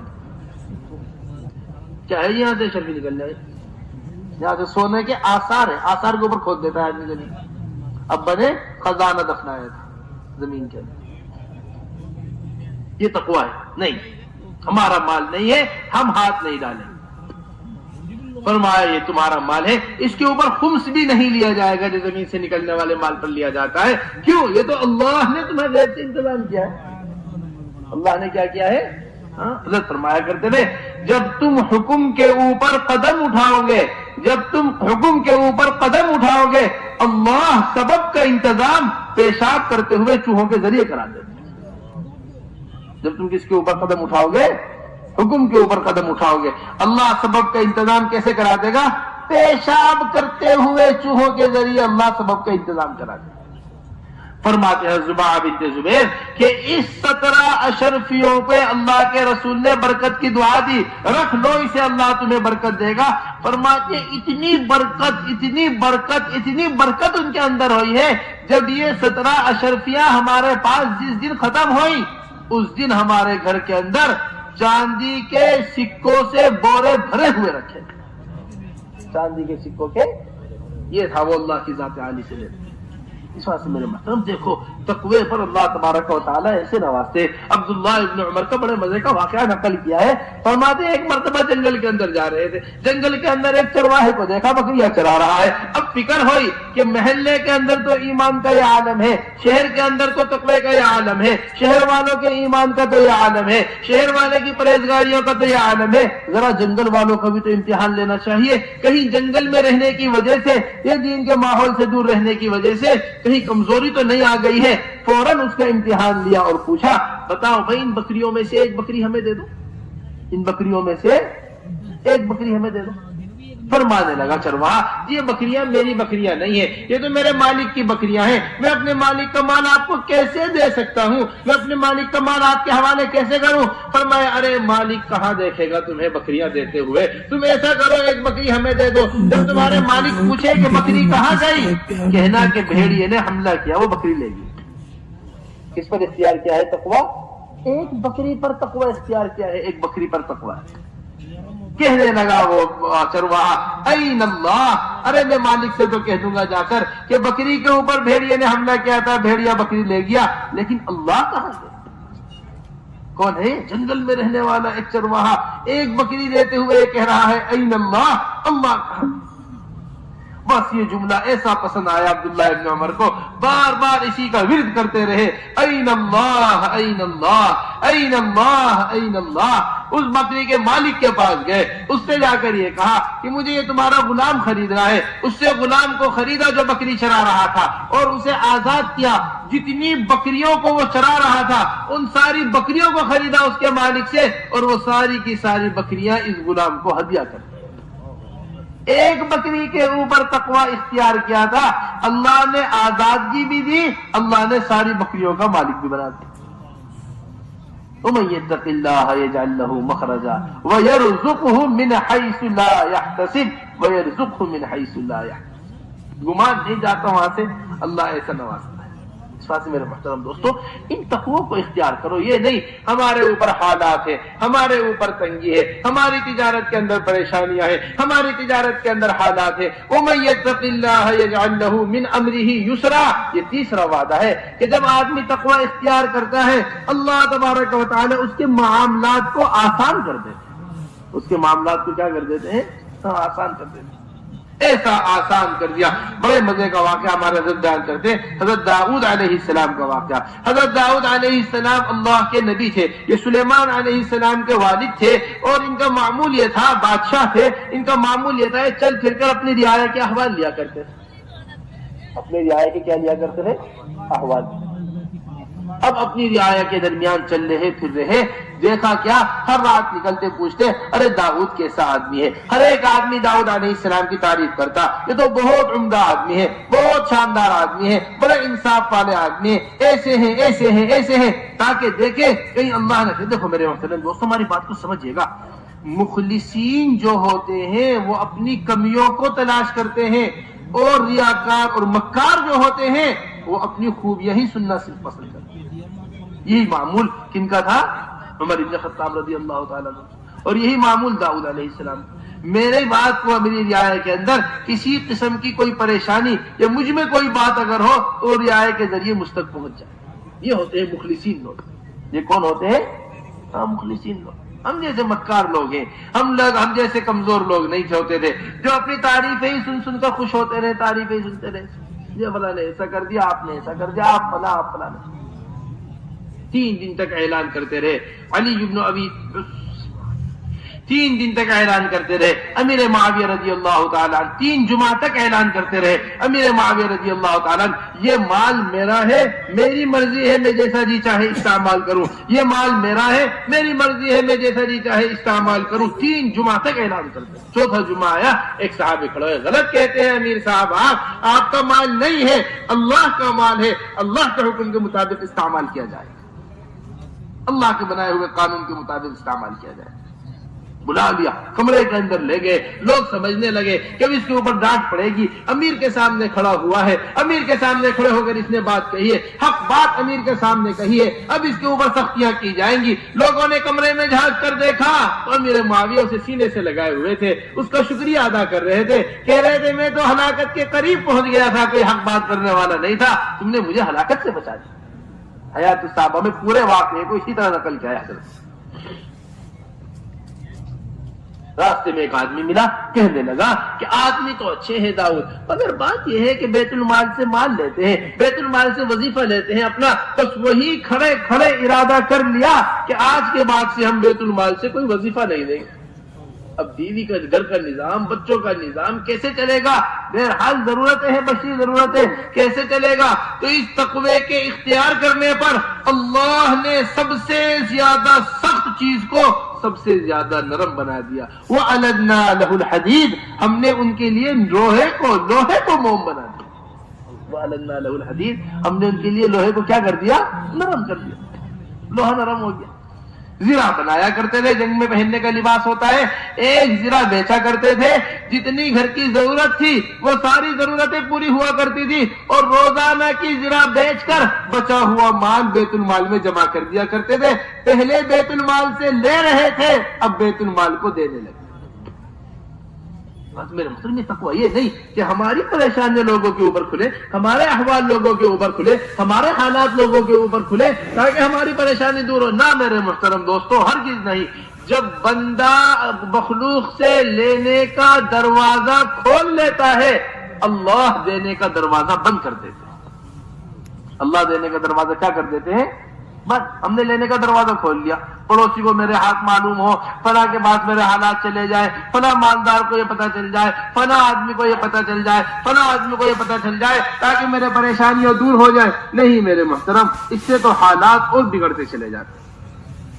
صحابی ہیں، حالات سے تنگ ہیں، حالات سے پریشان ہیں، تنگی ہے گھر کے اندر، کھانے کے واسطے کچھ نہیں ہے، فاقوں سے پریشان ہو کر بے قرار ہو کر اپنے گھر سے نکلے ہیں. اب بیوی کو فکر محسوس ہوئی کہیں ہمارے فاقوں کا پڑوسیوں کو پتہ نہ چل جائے، کہیں ہمارے فاقوں کا ہمارے قریب والوں کو پتہ نہ چل جائے. صرف اپنے فاقے کو چھپانے کے واسطے، اپنے گھر کے حالات کو چھپانے کے واسطے خالی چکی کو چلا دیا، خالی تندور کے اندر آگ کو جلا دیا.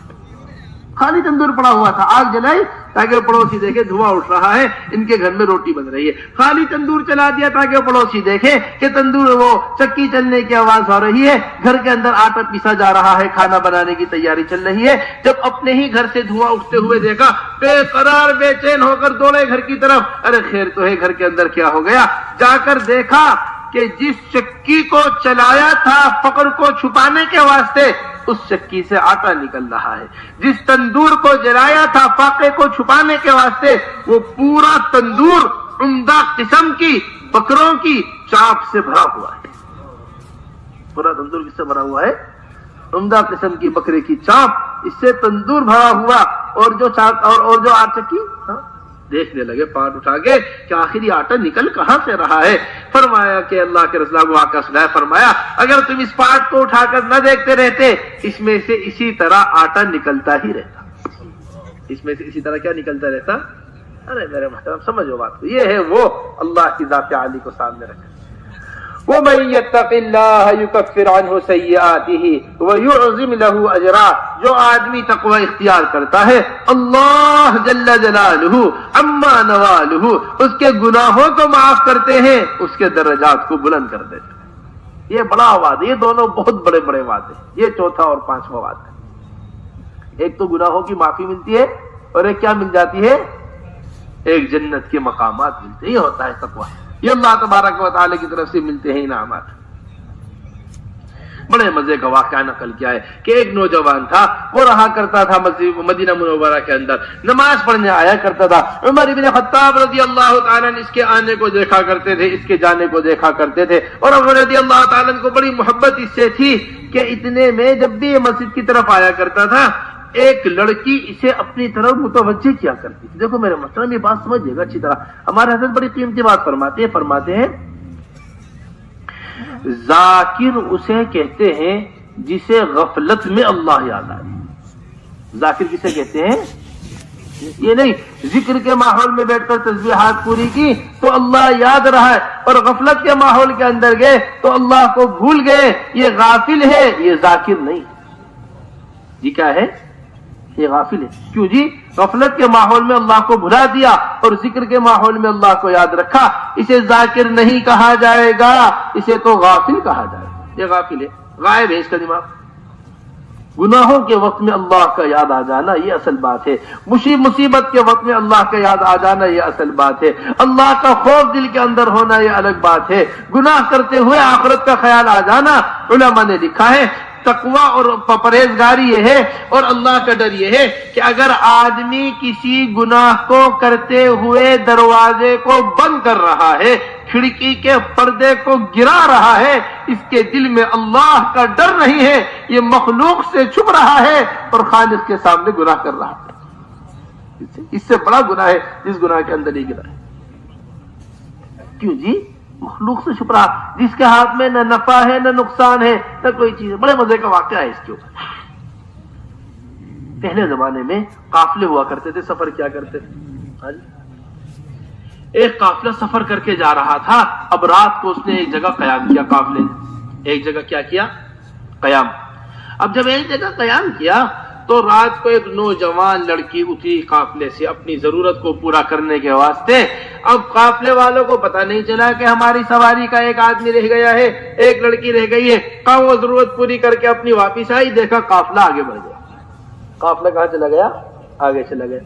اب بڑی پریشان رہی، تلاش کرتی رہی، سامنے ایک چھوٹی سی آبادی نظر آئی، اس آبادی کے اندر چلی گئی، جا کر دیکھا تو ایک گھر کے اندر چراغ جل رہا تھا، اس گھر کے دروازے پر جا کر دستک دی، دروازے کے اندر داخل ہوئی، دیکھا ایک نوجوان آدمی بیٹھا ہوا علم کے اندر مشغول، اپنے پڑھنے پڑھانے کے اندر مشغول۔ پورا واقعہ اس کو سنایا، بھائی میرے ساتھ یہ معاملہ پیش آیا کہ میں اپنے قافلے میں چل رہی تھی، میں اپنے قافلے سے پیچھے رہ گئی، یہ واقعہ میرے ساتھ پیش آیا ہے، ایک رات گزارنا چاہتی ہوں آپ کے ساتھ کہ یہاں رات گزار لوں، صبح میرے والد دیکھیں گے میں قافلے سے بچھڑ گئی ہوں، پیچھے رہ گئی ہوں، وہ پلٹ کر اسی جگہ پر آئیں گے جس جگہ قافلہ رکا تھا، بس رات کی بات ہے۔ ٹھیک ہے، عافیت کے ساتھ رات گزر گئی، صبح ہوئی، صبح ہونے کے بعد والد آئے، وہ لے کر جانے لگے۔ اب یہ لڑکی جب اس نوجوان سے جانے لگی، دور ہونے لگی، تو اس سے پوچھنے لگی اللہ تمہیں جزائے خیر دے، بڑی عافیت سے میری رات گزری ہے، کسی قسم کی کوئی پریشانی نہیں ہوئی ہے، لیکن یہ ایک چیز رات بھر میں دیکھتی رہی، میرے سمجھ میں نہیں آیا،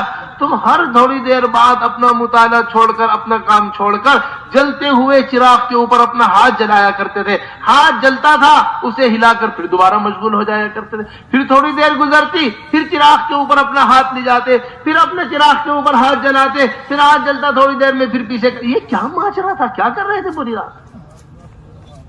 کہنے لگا دیکھ بہن بات یہ ہے کہ تو بھی رات اکیلی تھی کمرے کے اندر، میں بھی رات اکیلا تھا گھر کے اندر، اور میرے پاس بار بار شیطان آیا کرتا تھا، آ کر کہا کرتا تھا کتنا اچھا موقع ہے، ایک لڑکی تیرے پاس ہے، گناہ کر لے۔ نفس میرے سے کہا کرتا تھا کتنا اچھا موقع ہے، گناہ کر لے۔ میں فوراً اسے متوجہ کیا کرتا تھا آگ کی طرف، پہلے اس آگ میں اپنے آپ کو جلانے کی تیاری کر، پھر آخرت کی آگ کے واسطے تیار ہو۔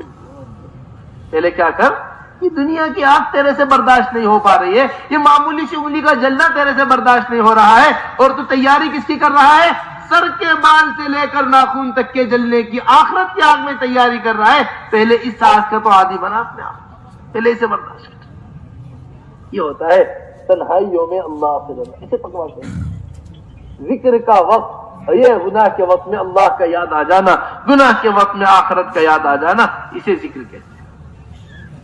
تو یہ نوجوان جب بھی گزرتا مسجد کے سامنے سے، اس عورت کے سامنے سے، گھر کے سامنے سے، یہ اسے بلا کے اپنے گھر کی طرف یہ نگاہیں نیچے کر کر گزر جاتا۔ ایک دن کرنا کیا ہوا کہ جیسے ہی اس نے اشارہ کیا، یہ نوجوان کے قدم بہک گئے اور یہ اس کے دروازے تک پہنچ گئے۔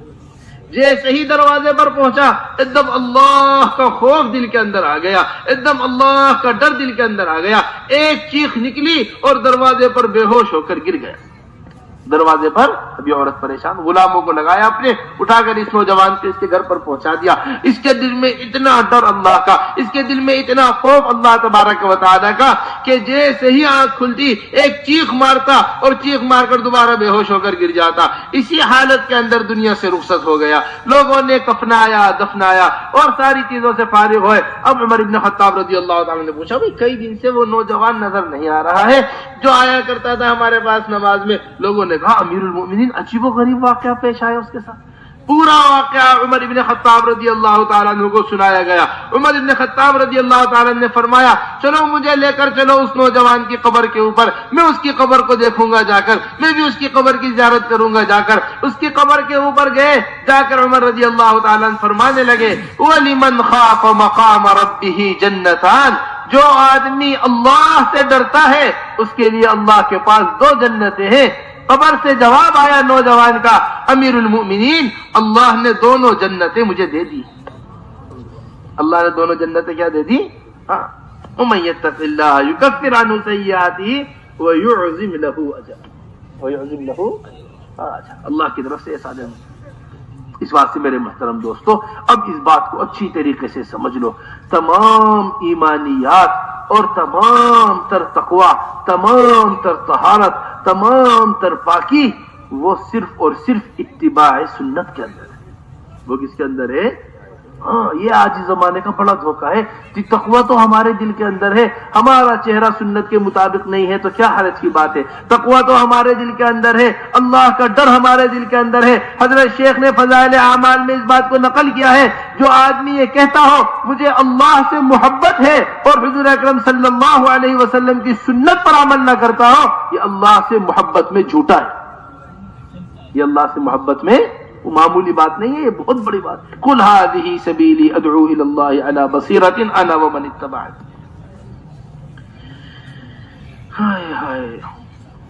قُلْ إِن كُنتُمْ تُحِبُّونَ اللَّهَ فَاتَّبِعُونِي۔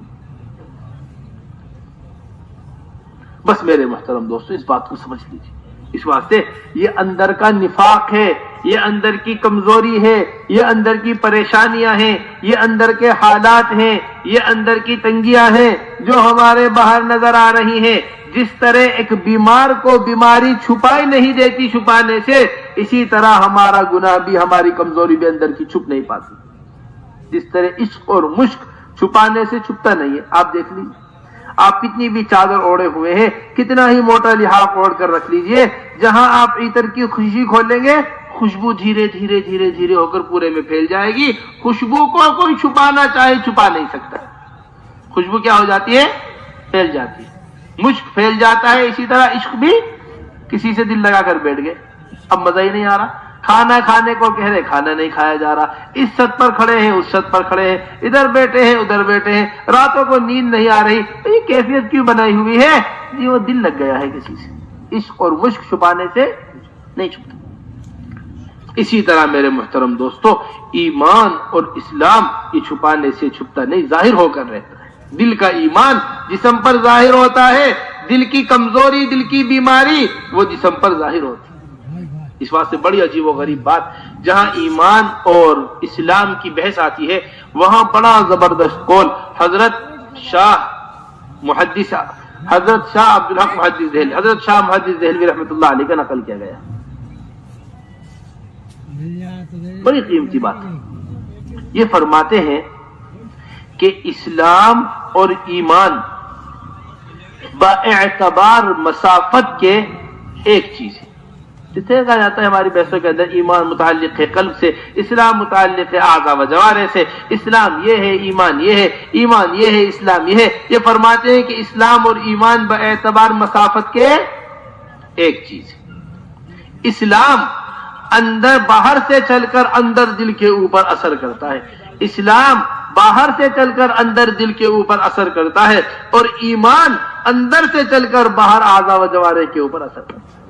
کیسی عمدہ بات ہے بات، ہاں؟ اس کا ہاتھ صحیح کام کر رہا ہے، دل میں ایمان بن رہا ہے۔ اس کی نگاہیں گناہوں کو دیکھ نہیں رہی ہیں، دل میں ایمان بن رہا ہے۔ اس کی زبان غلط نہیں بول رہی ہے، دل میں ایمان بن رہا ہے۔ اس کے کان غلط نہیں سن رہے ہیں، دل میں ایمان بن رہا ہے۔ اس کے قدم غلط نہیں اٹھ رہے ہیں، دل میں ایمان بن رہا ہے۔ اس کے قدم اس لیے غلط نہیں اٹھ رہے ہیں، اس کے دل میں ایمان ہے، نگاہوں کو غلط نہیں دیکھنے دے رہے، پیروں کو غلط نہیں جانے دے رہے، ہاتھوں کو غلط نہیں جانے دے رہے، یہ دل کا ایمان ہے۔ ہمارے حضرت فرماتے ہیں علم ہو کسی کے پاس اور ایمان نہ ہو، وہ بالکل ایسا ہی ہے جیسا کسی مفلوج آدمی کو اپنے گھر کا راستہ یاد ہو۔ مفلوج آدمی کو کیا ہو؟ ایک آدمی ہے، ہاتھوں کے اوپر فالش پڑا ہوا ہے، پیروں کے اوپر فالش پڑا ہوا ہے، یہ پڑا ہوا ہے زمین کے اوپر، اسے پتا ہے اس کے گھر کا راستہ یہ ہے، لیکن چلنے کی صلاحیت کا نہ ہونا اس کے پتے پر اسے پہنچا نہیں سکتا۔ ایک ہوتا ہے پتے کا ہونا، ایک ہوتا ہے چلنے کی صلاحیت کا ہونا۔ ہمیں معلوم ہے لیکن عمل کی صلاحیت ایمان نہ ہونے نے مفقود کی ہوئی ہے۔ اس لیے میرے محترم دوستو، بڑی بنیادی اور اہم ترین بات آپ سے عرض کرنا چاہتے ہیں وہ یہ کہ اتباع سنت ہمارے اندر ہونی چاہیے، ایسی اتباع سنت ہمارے اندر ہونی چاہیے جیسے حضرات صحابہ رضی اللہ اجمعین کے اندر ہوا کرتی تھی۔ تمام تر فلاح، تمام تر کامیابی، تمام تر ترقی جو ہے وہ ہماری آگے بڑھنے کے اندر نہیں ہے، بلکہ تمام تر فلاح، تمام تر ترقی جو ہے ہماری پیچھے ہٹنے کے اندر ہے۔ تمام تر تقوی، تمام تر طہارت، تمام تر بزرگی، تمام تر ولایتیں جو ہیں وہ صرف اور صرف اتباع سنت کے اندر ہے۔ اگر متباع سنت نہیں ہے ولی نہیں ہو سکتا اللہ کا۔ ملا علی قاری نے مرقات کے اندر نقل کیا ہے اس بات کو کہ ایک آدمی ہے، ہوا کے اندر اس کا مسلح اڑا چلا جا رہا ہے، اس سے کسی کرامت کا صدور ہوتا ہے، اس سے کوئی خلاف عادت چیز واقع ہوتی ہے، اس سے کوئی خلاف معمول چیز واقع ہوتی ہے۔ اب یہ کیسے پتا چلے گا کہ یہ ولی اللہ ہے، یہ اللہ اس کے اوپر جو صادر ہو، یہ کوئی کرامت ہے یا کوئی سحر ہے یا کوئی جادو ہے؟ بھئی ایک ساحر بھی تو یہ سب جادو سے کر سکتا ہے، کیسے پتا چلے گا؟ فرق کیسے معلوم ہوگا؟ یہ فرمایا دیکھ لو کہ یہ حضور اکرم صلی اللہ علیہ وسلم کی سنت پر عمل کرتا ہے یا نہیں کرتا۔ اگر یہ حضور اکرم صلی اللہ علیہ وسلم کی سنت پر عمل کر رہا ہے ولی ہے، اگر سنت کے خلاف ہے ساحر ہو سکتا ہے، اللہ کا دوست نہیں ہو سکتا۔ کیا ہو سکتا ہے؟ www.delhimarkazlive.com دوسری شرح مشکات کی مظاہر حق، وہ بھی بڑے مزے کی بات لکھتے ہیں۔ وہ یہ لکھتے ہیں کہ حضور اکرم صلی اللہ علیہ وسلم کے دنیا سے چلے جانے کے بعد خیر کے جتنے بھی راستے مسلمانوں میں آئے ہیں اور اس سے مسلمانوں کو فائدہ بھی پہنچا ہے، ایسا نہیں کہ نقصان، فائدہ بھی پہنچا۔ اور بہت تفصیل کی انہوں نے، وہ تفصیل یہاں نہیں کرتے۔ پڑھیے مشکات، علماء حضرات دیکھیں اسے کھول کر، شروع کے 6-7 اوراق بدلیں گے آپ، اسی میں نظر آ جائے گا کیا فرماتے ہیں۔ اسے خیر بہت تفصیل کی انہوں نے، فلاں چیز فلاں چیز فلاں چیز، ان ساری چیزوں کے اندر وہ نورانیت نہیں ہے، ان ساری چیزوں کے اندر وہ نورانیت نہیں ہے جو حضور اکرم صلی اللہ علیہ وسلم کے استنجے کے سنت کے اندر نورانیت ہے۔ سوچئے تو صحیح، جب استنجے کی سنت اس قدر نورانیت والی ہے، جب استنجے کی سنت اس قدر نورانیت والی ہے، پھر سنت عبادت کس قدر نورانیت والی ہوگی؟ نماز کی عبادت کی سنتوں میں کتنی نورانیت ہوگی؟ دعوت کی سنتوں کے اندر کس قدر نورانیت ہوگی؟ جس عبادت دعوت کے واسطے اللہ کے رسول کو دنیا میں مبعوث کیا گیا ہے، ان میں کتنی نورانیت ہے۔ اس لیے میرے محترم دوستو، اس بات کو دل کے اوپر لے لو اچھی طریقے سے کہ سنتوں کو تلاش کیا کرو، جہاں سنتیں مٹائی جا رہی ہو وہاں سنتوں کو زندہ کیا کرو۔ 100 شہیدوں کا ثواب ہے اس آدمی کے لیے جو سنت کو زندہ کرے۔ حضور اکرم صلی اللہ علیہ وسلم ایک شہید کا ثواب بیان فرما رہے کہ ایک شہید کا اتنا اونچا درجہ ہوگا، اتنا اونچا درجہ ہوگا۔ اپنے سر مبارک کو اتنا اوپر حضور اکرم صلی اللہ علیہ وسلم لے گئے، جو سر کے اوپر ٹوپی یا چیز پہنی ہوئی تھی وہ پیچھے گر گئی۔ ایک شہید کا مقام بیان کر رہے ہیں، ایک شہید کا مقام، اور جو سنت کو زندہ کرتا ہے 100 شہیدوں کا ثواب دیتا ہے۔ بڑے مزے کی حدیث ہے اور بڑی زبردست شرح کی ہے شارحین حدیث۔ کیا فرمایا کہ جو آدمی مخالف ماحول میں سنت کو زندہ کرتا ہے اسے بار بار تکلیف اٹھانی پڑتی ہے، شہید تو ایک دفعہ میں شہید ہو جاتا ہے۔ بار بار کیا اٹھانی پڑ رہی ہے؟ ہاں، تکلیف اٹھانی پڑ رہی ہے۔ جی حاجی صاحب، تمہارے یہاں ایسی شادی نہیں ہوئی جیسی ہماری برادری میں شادی ہوتی ہے۔ ارے تمہارے یہاں ایسا نہیں ہوا، ایسا گھر نہیں بنایا تم نے جیسا ہماری برادری میں گھر بنتا ہے۔ ارے تم نے ایسا کام نہیں کیا جو ہماری برادری میں ہوتا ہے۔ تم نے ایسا لباس نہیں پہنا جیسے ہماری برادری میں پہنا جاتا ہے۔ تم نے ایسا چہرہ نہیں رکھا جیسے ہماری۔ جتنی چیزوں کو یہ اس مخالف ماحول، مخالف برادری میں زندہ کر رہا ہے، ہر چیز پر اللہ کی طرف سے اجر مل رہا ہے۔ یہ کوئی معمولی بات نہیں ہے۔ اس واسطے میرے محترم دوستو سمجھیے، حضرت جی مولانا یوسف صاحب رحمۃ اللہ علیہ بڑے مزے کی بات سنایا کرتے ہیں۔ حضرت جی مولانا الیاس صاحب رحمۃ اللہ علیہ کی لکھی ہوئی بات ہے حضرت کے بیانات میں، اسی میں سے لیا گیا اقتباس ہے۔ یہ فرمایا کرتے ہیں، میں چھوٹا سا تھا، یہ شروع کی جو ہماری کتابیں ہوتی ہیں نا، نحو صرف کی کتابیں، یہ فرماتے ہیں میں شروع میں نحو صرف کی کتابیں ہماری بالکل ابتدائی کی کتابیں ہوتی ہیں، قرآن حفظ کرنے کے بعد مدرسوں میں شروع کی جاتی ہیں۔ یہ شروع کی کتابیں پڑھ رہا تھا۔ ایک دن حضرت جی مولانا الیاس صاحب رحمۃ اللہ علیہ میرے ابا جان نے مجھے بلایا اور بلا کر کہنے لگے، ارے یوسف، قطب ابدال بننا چاہتا ہے؟ کیا بننا چاہتا ہے؟ قطب اور ابدال۔ بڑا مقام ہوتا ہے قطب کا، بڑا مقام ہوتا ہے ابدال کا، بڑے بڑے مقامات ان لوگوں کے ہوتے ہیں، کیا تو قطب بننا؟ میں نے کہا حضرت یہ تو کوئی معمولی چیز نہیں ہے، یہ تو سنا ہے اس کے واسطے بڑے بڑے وظیفے پڑھنے پڑتے ہیں، اس کے واسطے بڑے بڑے چلے کاٹنے پڑتے ہیں، اتنا یہ وظیفہ پڑھنا پڑتا ہے، اتنے کام کرنے پڑتے ہیں، یہ تو بڑے اونچے مقام ہے، ان کا حاصل کرنے کے واسطے تو بڑی محنت کرنی پڑتی ہے۔ حضرت جی مولانا الیاس صاحب رحمۃ اللہ علیہ نے فرمایا، اے یوسف، جہاں حضور اکرم صلی اللہ علیہ وسلم کی سنتوں کو مٹایا جا رہا ہو، وہاں حضور اکرم صلی اللہ علیہ وسلم کی سنتوں کو زندہ کرنے کی کوشش کر، اللہ تجھے قطب اور ابدال کے مقام پر پہنچا دے گا۔ اللہ تجھے کہاں پہنچا دے گا؟ یہ سمجھیے بات۔ تمام تر ولایتوں کی انتہا، تمام تر بزرگی کی چوٹی جو ہے وہ صرف اور صرف اتباع سنت کے اندر ہے۔ اس واسطے حضرات صحابہ رضی اللہ اجمعین ہر حال کے اندر حضور اکرم صلی اللہ علیہ وسلم کی سنتوں کی اتباع کیا کرتے تھے۔ حضرت عبداللہ ابن عمر رضی اللہ عنہما کے بارے میں آتا ہے کہ اس طرح حضور اکرم صلی اللہ علیہ وسلم کی سنتوں کو تلاش کیا کرتے تھے جس طرح جنگل میں ایک اونٹنی کھوئے ہوئے بچے کو تلاش کرتے، بے قرار بے چین۔ ماں دیکھیے بچوں کو کیسے تلاش کرتی، کھانا اچھا نہیں لگے گا، پینا اچھا نہیں لگے گا، چیخ پکار، ایک بے قراری ہے اس کی، اس کیفیت کو کوئی الفاظ میں بیان نہیں کر سکتا جو ایک بچے کے کھونے پر ماں کی بے قراری ہوتی۔ ایک بچے کے کھونے پر کیا ہوتی ہے؟ ماں کی بے قراری ہوتی۔ اسے کوئی کیفیت کو بیان نہیں کر سکتا، ایسی کیفیت ہے کہ نام ہے ماں۔ اس طرح عبداللہ ابن عمر، میرے محترم دوستو میری بات ہمیشہ یاد رکھیے گا، آپ یہ بات ہمیشہ یاد رکھیے گا، اگر ہم حضور اکرم صلی اللہ علیہ وسلم کی سنتوں کو تلاش نہیں کریں گے تو اللہ ہماری حفاظت فرمائے ہم غیروں کے طریقوں کو تلاش کریں گے۔ ہم کسے تلاش کریں گے؟ کون سا فیشن نیا آیا ہے، کون سا لباس نیا آیا ہے، کون سا چہرہ نیا آیا ہے، کون سے سر کے بال نیا آئے ہیں، کون سے کپڑے نئے آئے ہیں، یہ ساری چیزیں جب ہم تلاش کرنا شروع کریں گے، جب ہم حضور اکرم صلی اللہ علیہ وسلم کی سنتوں کو تلاش کرنا بند کر دیں گے۔ اس واسطے یہ بڑا اہتمام ہونا چاہیے، کبھی بھی حالات سے متاثر نہیں ہونا چاہیے۔ جیسا دیس ویسا بھیس، یہ اسلام نہیں سکھاتا۔ پوری دنیا میں رہنے والا مسلمان وہ صرف اسی طریقے کے اوپر کامیاب ہے اور قیامت تک کے واسطے کامیابی ہے جو حضور اکرم صلی اللہ علیہ وسلم کا طریقہ ہے۔ بڑے بڑے لوگوں کے ساتھ بیٹھے ہوئے مقداد رضی اللہ تعالیٰ کھانا کھا رہے، کھانا کھاتے کھاتے ہاتھ سے ایک لقمہ گرا، فوراً لقمہ اٹھا کر منہ کے اندر رکھا۔ لوگوں نے ہاتھ مارا کہ اے مقداد کیا بات ہے، گرا ہوا لقمہ نہیں کھانا چاہیے، یہاں کھانے کی کمی نہیں ہے۔ فرمایا اترک سنت حبیبی لہؤلاء الحمقاء، کیا میں ان احمقوں